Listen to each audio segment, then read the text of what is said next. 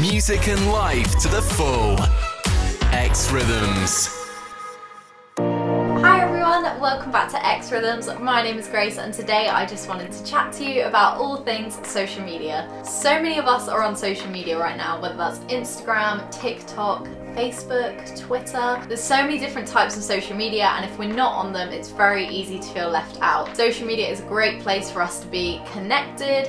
It's great to see what people are up to. Sometimes it's just a bit of fun. But today I wanted to share with you my top tips for keeping social media a positive, happy place and using it in the best way that you can. Tip number one is take regular social media detoxes. I don't know about you, but I think I personally spend way too much time on social media, or at least I definitely did in the past. It's something that I'm really working on and really want to work on this year. For me, I know I've definitely before I have spent time, what I thought was 10 minutes on social media, and it soon ends up to be an hour of me just scrolling. I definitely probably could have been more productive with that time. If you can relate to me there, which I'm sure you probably can at some point, then I definitely recommend that you as well take social media detoxes. Now, you don't have to fully come off social media, delete your accounts, nothing like that. It is basically just taking either a day or a few days of a week and just not looking at social media. At the moment, I'm really trying to limit my own time on social media. I definitely felt like I was spending way too much time on it, and for my job, I run a small business, so I do spend quite a lot of time on it for that as well. So when I actually take time off from social media, it's actually a bit of a break for me. It's actually I actually quite like it, and it just means I can be more intentional with my time. I can be more present around those around me and not just be glued to my phone looking at posts and stories and all these different things, and I can just do other things that I enjoy, maybe be a little bit more productive. So I definitely recommend a bit of a social media detox. If you're worried about missing out on anything,